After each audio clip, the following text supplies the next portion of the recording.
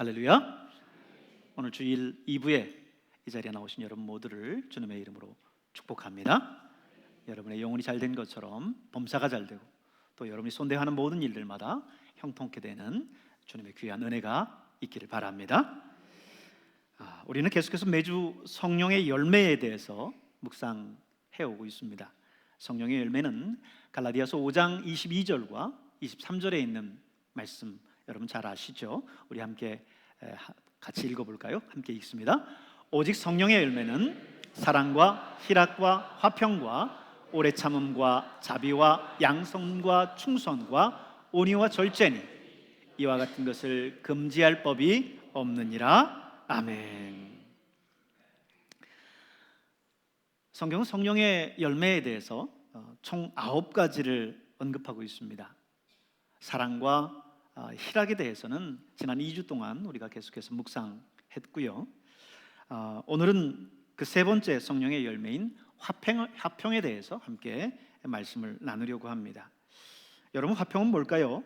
이 화평은 영어 성경인 NIV 성경, New International Version 성경에서는 peace라고 번역을 했습니다. 평화죠. 헬라어로는 에이레네라고 말합니다. 에이레네. 성경에서는 이걸 화평, 평화, 평강, 평안 등으로 이렇게 번역을 하고 있는데요. 성경에서는 한 가지 에이레네라고 하는 표현을 쓰지만 우리 한국어 그 단어들은 조금씩 어감이 좀 다르죠.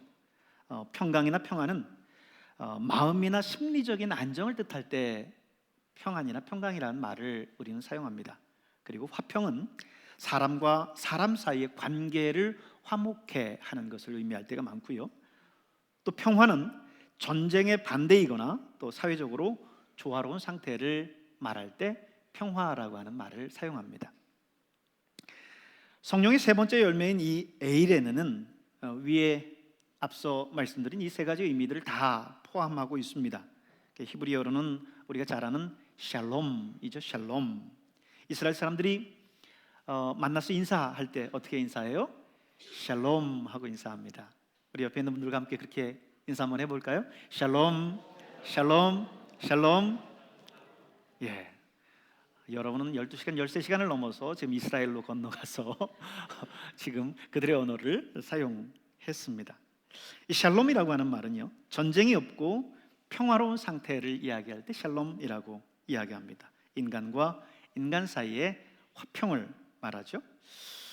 저는 이러한 에이레네 화평 중에서 오늘 읽었었던 본문 말씀을 중심으로 해서 특별히 평안이라고 하는 그 우리나라 번역의 어감을 통해서 한번 살펴보려고 합니다. 왜냐하면 화평이나 또 혹은 평화라고 하는 그런 내용들은요, 좀 부차적인, 가장 직접적이고 가장 가깝게는 우리의 마음의 평안이 사실 우리에게 제일 가깝게 먼저 다가오고요. 화평은 2차적이고 사실 세계적인 평화 뭐 이렇게 이야기할 때는 사실 그 평화가 꼭 필요한 것이긴 하지만 우리의 삶 속에서는 그렇게 가깝게 다가오지만은 않습니다.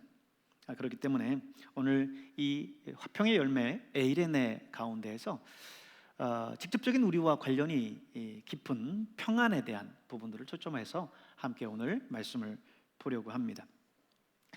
우리가 살아가면서 이 평안을 잃고 살아갈 때가 참 많죠.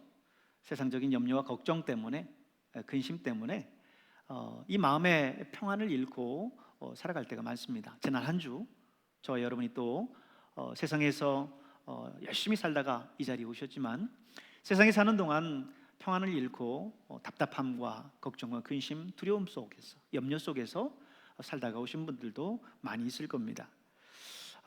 그렇기 때문에 오늘 예수님은 우리에게 이 평안을 요구하시고 이 평안을 우리에게 주시겠다라고 말씀하고 계세요.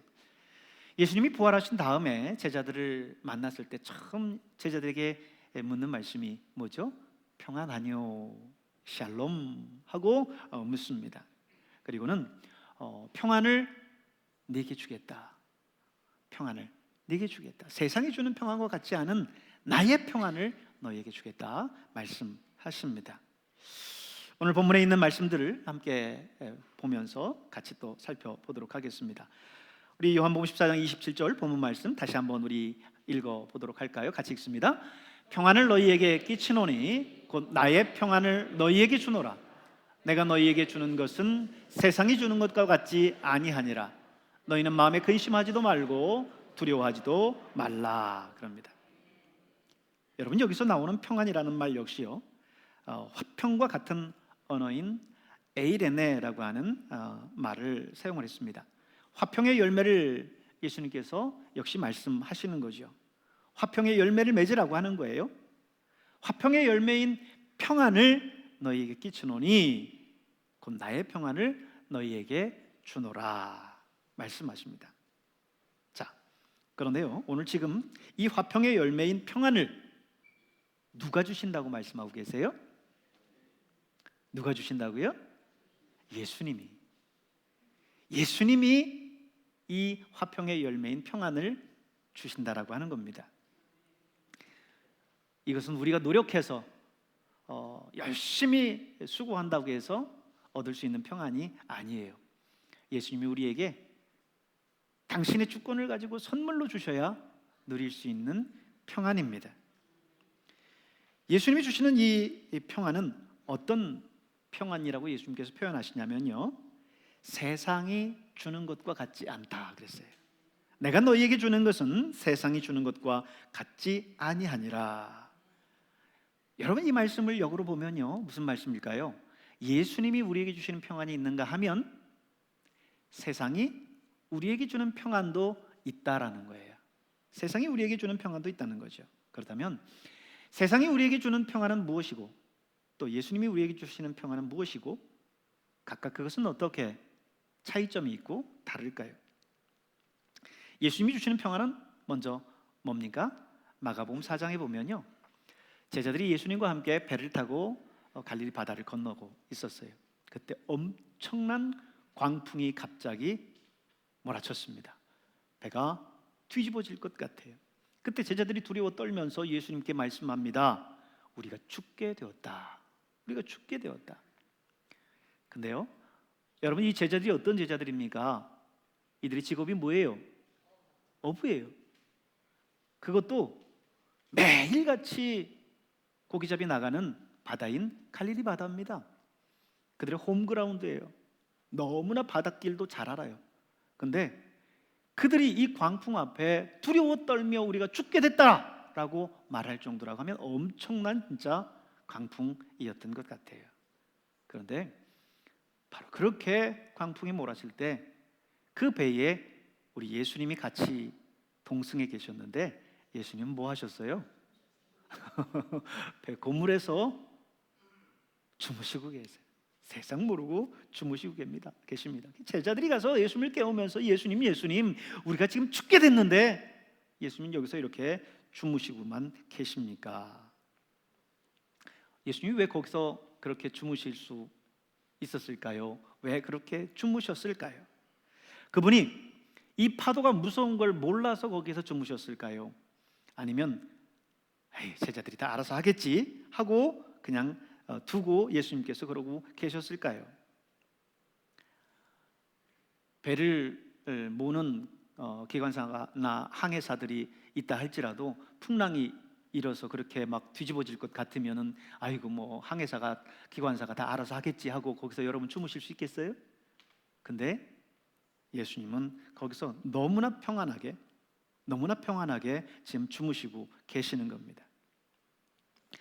지금 제자들이 가지고 있었던 평안은 뭐예요? 세상이 주는 평안이었어요. 뭐죠? 파도가 없고 잔잔하고 순탄하게 항해를 하면 평안하고, 아니 바람이 몰아치고 광풍이 일고 배가 뒤집힐 것 같이 험한 풍랑이 일면 불안해지는 그런 평안이었어요.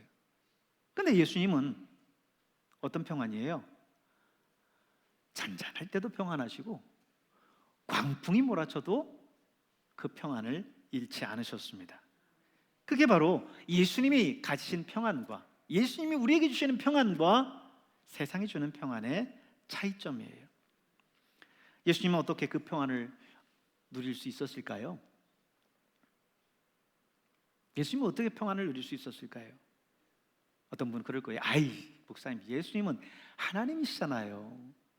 그렇습니다. 물론 예수님은 하나님이세요. 그러나 그분은 그 모든 것을, 권리를 포기하고 하늘의 높은 보좌를 버리고 이 땅에 오셔서 제한적인 인간의 육신, 저와 여러분과 똑같은 육신을 입고 이 땅에 오셨어요. 그렇기 때문에 예수님도 저와 여러분이 느끼는 모든 감정들을 다 느끼십니다. 그런데 예수님은 우리에게 그런 가운데에도 평안할 수 있다라고 하는 것을 보여주고 계세요. 하나님에 대한 절대 신뢰를 갖고 계십니다. 하나님이 이 배를 붙드시고 계시는 한 이 배는 결코 뒤집으시지 않는다.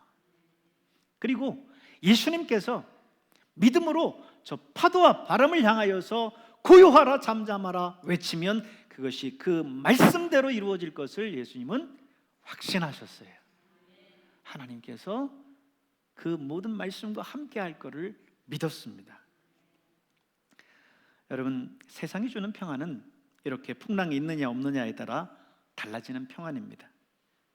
풍랑이 없어지면 평안해지고 풍랑이 생기면 불안해지는 거예요. 그것을 저와 여러분의 삶에 한번 적용해 볼까요?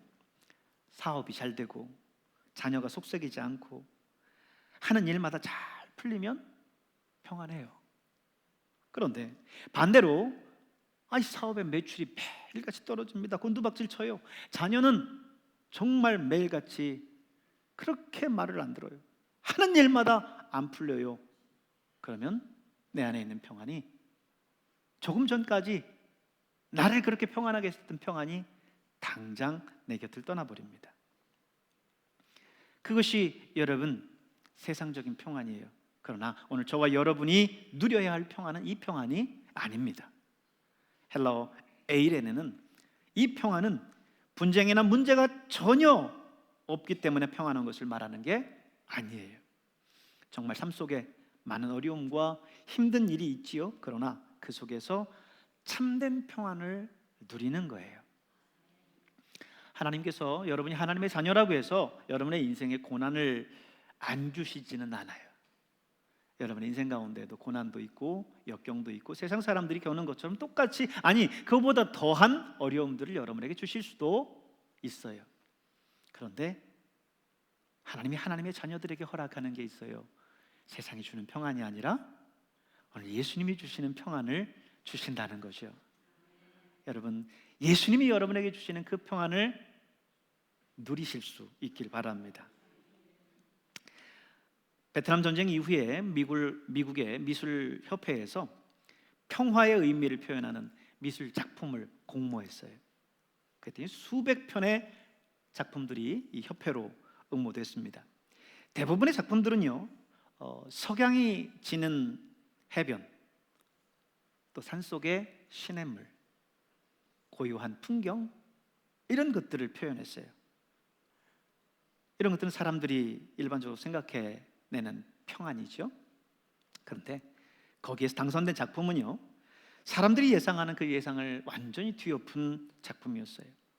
그 그림은요, 사납고 거친 폭풍과 몰아치고 있는 그림이었어요. 엄청난 파도와 천둥이 있고 비바람이 있었습니다. 근데 여기에 외롭게 그 풍랑을 버티고 서 있는 나무가 있어요.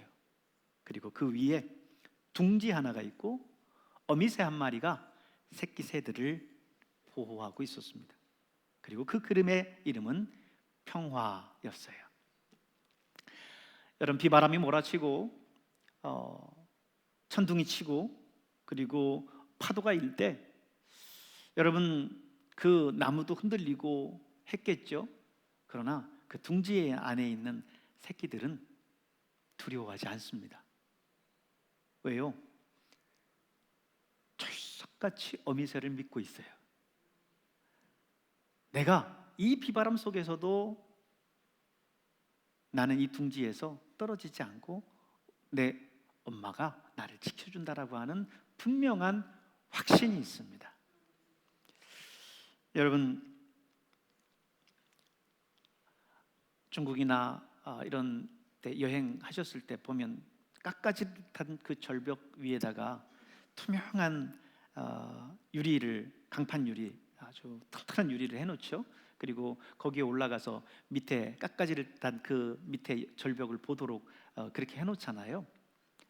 그러면 여러분은 어떻게 거기 잘 올라가시나요? 어떤 분은 아예 올라갈 엄두도 못 내고요. 올라가더라도 다들 너무 조심조심 이러면서 올라가서 이러고 쳐다봐요. 근데요, 바로 그때 초등학교 아이들이 거기 올라가고는 막 됩니다. 그러면 같이 있던 어른들이 막 소스라치게 놀래가지고 가만히 있으라고, 조심하라고. 그것 때문에 갑자기 유리가 막 쫙 갈라지면서 곤두박질 쳐서 떨어질 것을 생각하고 있는 거죠. 근데 그 아이는 그러지 않아요. 이 유리는 절대 깨지지 않는다는 마음의 확신이 있어요. 여러분, 하나님에 대한 그런 확신들, 그 어떤 순간에도 여러분을 지켜주신다는 그런 확신들을 여러분 가지실 수 있길 바랍니다. 하나님이 여러분을 붙들어 주시고 여러분과 함께 하세요. 그때 여러분은 그 어떤 상황 속에서도 이 평안을 누릴 수 있어요. 오늘 이런 내용들은 정말 이 시대를 살아가는 우리에게 꼭 필요한 평안입니다. 우리가 이 시대를 살아가면서 정말 얼마나 어려운 시대를 살아갑니까? 아까 장로님 기도하셨던 것처럼 정치적으로, 사회적으로, 경제적으로 참 어려운 시대를 우리가 살아가고 있지요. 순간순간 어떤 상황을 맞이할지도 모르고 도덕이 땅에 떨어져 있는 그런 이 시대 속에서 우리가 살아갈 때에 여러분, 그 시대의 그 문제들을 바라보면 우리는 두려울 수밖에 없어요. 그러나 여러분, 하나님을 바라보실 수 있길 바랍니다. 예수님이 주시는 평안을 누릴 수 있길 바랍니다. 하박국 3장 17절에 보면요, 하박국 선지자가 이렇게 노래합니다. 비록 무화과나무가 무성하지 못하며 포도나무에 열매가 없으며 감람나무에 소출이 없으며 밭에 먹을 것이 없으며 우리의 양이 없으며 외양간에 소가 없을지라도 난 구원의 하나님을 인하여서 기뻐하리로다. 여러분, 예수님이 주시는 그 평안이 있으면 그 가운데에서도 나는 이 에이렌의 평안을 유지할 수 있습니다. 그 평안이 내게 있으면요, 예수님이 주시는 그 평안이 내게 있으면요, 어떤 결과를 맞이할 수 있을까요? 오늘 다시 한번 본문 말씀을 봅니다. 평안을 너희에게 끼치노니 곧 나의 평안을 너희에게 주노라. 내가 너희에게 주는 것은 세상이 주는 것과 같이 아니하니라. 너희는 마음에 근심하지도 말고 두려워하지도 말라. 예수님이 주시는 평안이 내게 있기 때문에 내 마음에 근심도 없고 두려움도 없다라는 겁니다. 이 두려워한다라는 말은요, 헬라 문학에서 보면 사형수가 사형 선고를 받을 때 느끼는 그런 감정들이에요. 물론 여러분 이 가운데 사형 선고 받아본 그런 경험이 있는 분들은 아무도 없잖아요.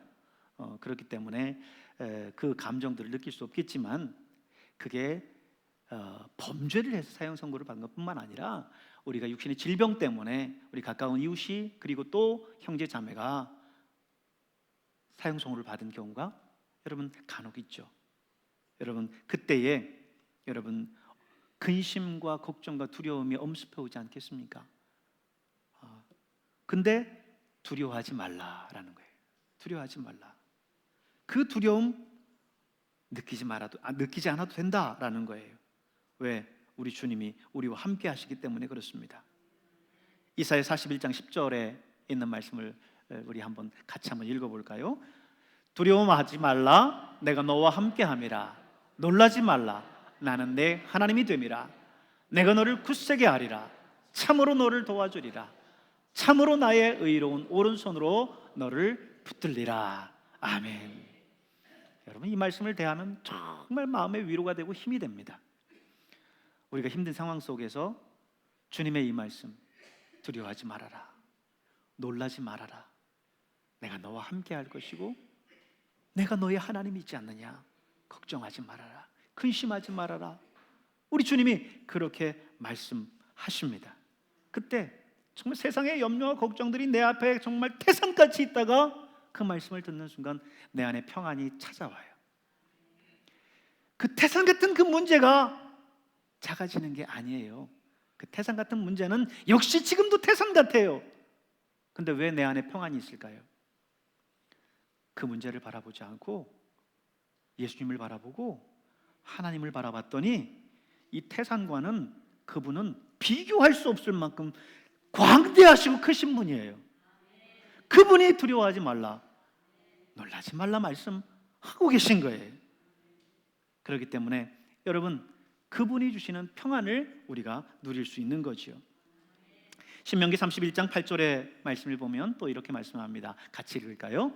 여호와 그가 내 앞에서 가시며 너와 함께 하사 너를 떠나지 아니하시며 버리지 아니하시리니 너는 두려워하지 말라, 놀라지 말라. 아멘. 두려워하지 마십시오. 놀라지 마십시오. 우리 주님이 우리와 함께 하십니다. 제가 설교를 준비하면서 한 블로그에서 아름다운 죽음 연세대학교 송하원 교수라고 하는 글을 읽고 마음에 참 감동을 받았어요. 이분은 2009년 폐암으로 세상을 떠났는데요. 자기가 암에 걸렸다라고 하는 사실을 알고는 끝까지 숨긴 채 마지막까지 교단에서 강단에서 아이들을, 우리 학생들을 가르쳤다는 거예요. 암 투병 사실을 숨기기 위해서 가발도 쓰고 진통제를 먹어가면서까지 마지막까지 제자들을 양성하는 일에 최선을 다했다고 해요. 그리고는 방학을 하고 입원해서 한 달 만에 방중에 돌아가셨어요. 마지막 수업 시간에 제자들 한 사람 한 사람씩 짤막한 대화를 나누면서 마쳤다고 합니다.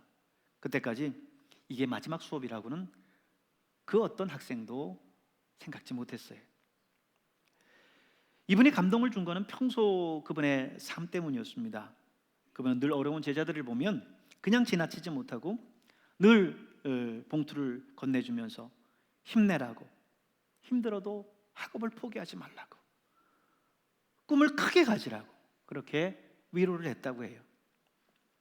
이분 역시 젊어서 고학을 하고 연세대학교를 졸업하고 유학길에 올라서 유학을 하고 돌아와서 학위를 하고 교수를 하면서 배고프고 어려운 것이 무엇이었는지를 너무나 잘 알았기 때문일 겁니다. 마지막 임종을 앞두고 찾아온 제자들에게 난 괜찮다, 너희들은 꿈을 크게 가져서 반드시 세계적인 석학이 되라, 이렇게 위로했다고 합니다. 저는 이분의 마지막 삶을 보면서 이런 생각을 했어요. 야, 이분이야말로 사형 선고 앞에서 정말 두려워하지 않은 삶이다, 이렇게 생각을 했습니다. 물론 이분이 예수님 믿는지 안 믿는지는 거기에 나오지는 않았어요. 하지만 오늘 적어도 예수님 믿는 저와 여러분은, 천국과 저 하나님 나라를 사모하는 저와 여러분은 바로 이러한 삶을 살아가야 되지 않겠나 싶습니다. 그런데 우리의 삶을 한번 돌아보십시오. 작은 일 때문에 얼마나 짜증내고 얼마나 평안을 잃어버리고 얼마나 두려워하며 염려하면서 살아갑니까? 이처럼 큰 일 앞에서도 비굴해하지 않고 당당하게 두려워하지 않고 산 삶도 있는데 난 얼마나 초라하고 두려워하는 마음으로 이 땅을 살아갔는지 여러분 돌아보시길 바랍니다. 가장 비굴하게 살아가는 것, 그건 뭐냐면요, 타협하는 거예요. 굴복하는 겁니다. 세상은 타협이라고 하는 방법을 제시하면서 여러분을 공격해요. 여러분이 돈 좀 더 벌겠다고, 세상적으로 좀 더 여러분의 이름을 내겠다고, 좀 더 성공하겠다고 신앙생활 잠깐 중단하고 신앙생활을 버리는 그 순간 여러분 타협이라고 하는 방법을 통해서 사단의 공격을 받은 겁니다. 그 사단의 공략에 넘어간 거예요. 예수님이 주시는 참된 평안이 없으면 우리의 삶은 이렇게 세상 속에서 타협하면서 그렇게 살아갈 수밖에 없어요. 여러분, 이 당시 오늘 본문의 말씀을 주신 그 예수님의 상황은 예수님이 이제 제자들을 막 떠나려고 하는 그런 상황이에요. 그런데 그때 이제 제자들을 보면서 하신 말씀입니다.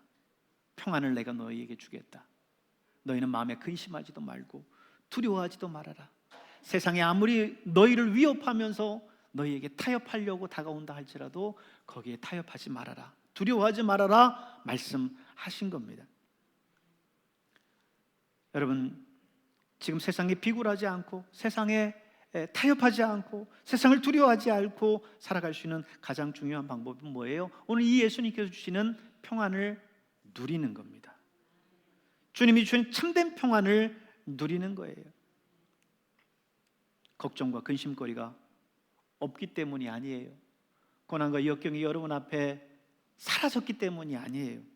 그 모든 것이 있다 할지라도 오늘 예수님께서 우리에게 주시는 이 화평의 열매, 에이렌의 평안을 여러분 누릴 수 있길 바랍니다. 그래서 이 세상 속에서 정말 하나님 기뻐하시는 그런 풍성한 이 성령의 열매를 맺고 살아가는 저와 여러분 될 수 있기를 주의 이름으로 축복합니다. 기도하겠습니다.